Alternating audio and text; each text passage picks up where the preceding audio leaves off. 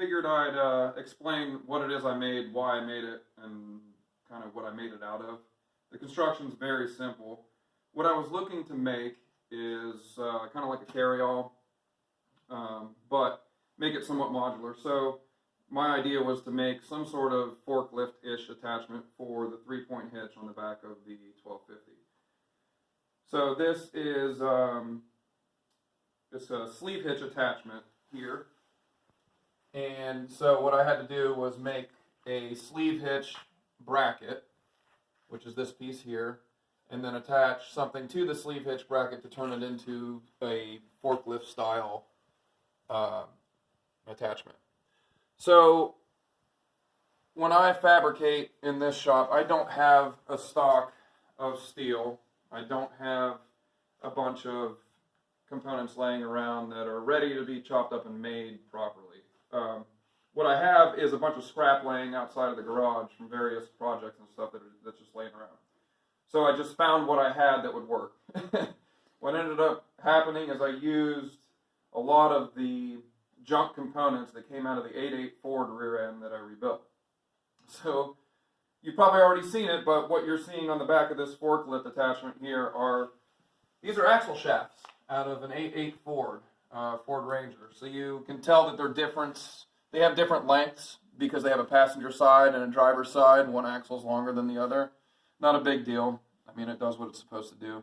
So I mocked everything up. It looked like I had the distance that I needed to grab that pallet. I based everything off of that pallet there.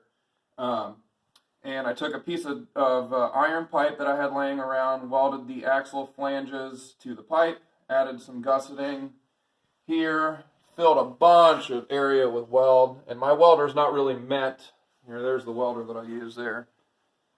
It's 130, it's basically a Hobart, but it's a light duty welder. It's not really meant for heavy structural stuff. So a lot of these welds that are in here you'll see are a double pass or a triple pass where there was a fill and then a second or a third weld on top of it.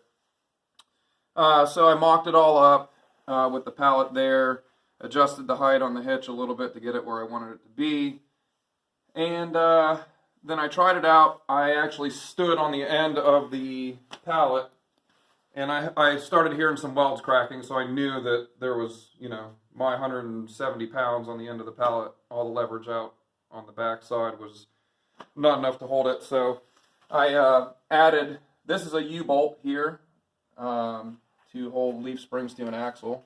So I shoved the U-bolt down through the brackets. These are the leaf spring brackets here. So actually that U-bolt fit right through these holes that were already there. Welded it here to give it some strength between the tube and the hitch, because it was starting to fail back in here. So I added some strength here and here. This section right here is just a mower blade. It's a chunk of mower blade that I cut up. And you can even see the taper on the end where the mower blade starts to get into the cutting edge. So it's the center section of a mower blade, which is why there's that hole right there. So none of it is pretty. The welds are not particularly pretty either because I had everything jacked up and I was trying to do it quick. And the duty cycle on that welder is not really meant for that. So all in all, it took about, I don't know, maybe 2.5 hours. So it wasn't a very in-depth process. It was done kind of quickly with scrap that I had laying around, but it does work. I think we have a video of it working.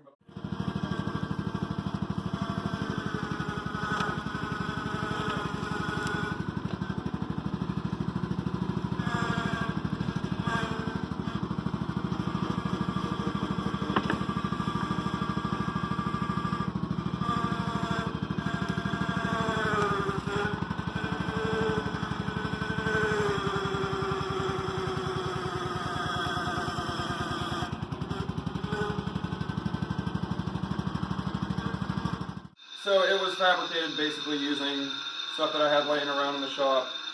It's not designed to carry a ton of weight. Maybe a couple 100 pounds max if it's in this area here.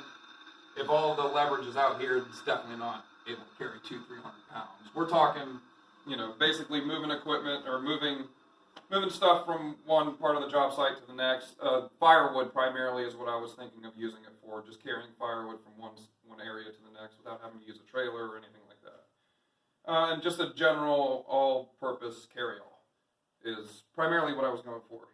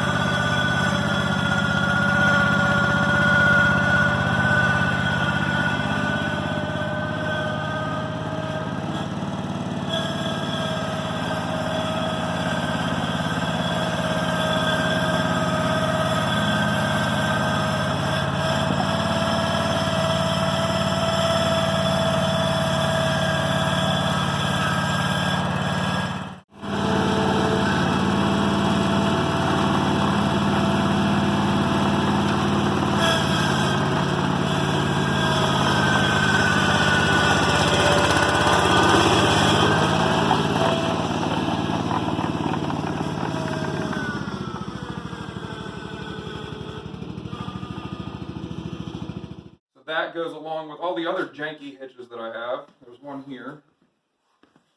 This is my little boom pole. So this is for lifting up stuff that I've used it to lift up the tongue of a trailer when the trailer's too heavy to lift it by hand. This goes on the back of the sleeve hitch attachment there. And then I have another ball hitch attachment that I've made to go on the back here with an extra hole to pull a trailer with.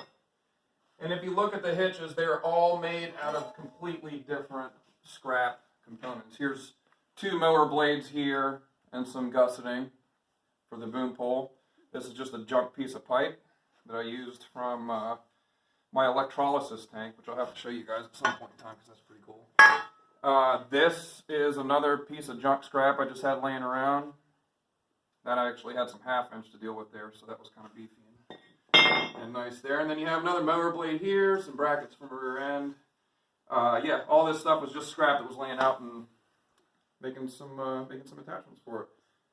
Highly recommend this sleeve hitch attachment for an old Cub. I mean, it makes the tractor infinitely more usable. Having a rear lift is a night and day difference. So that's basically it. And yeah, let me know what you think.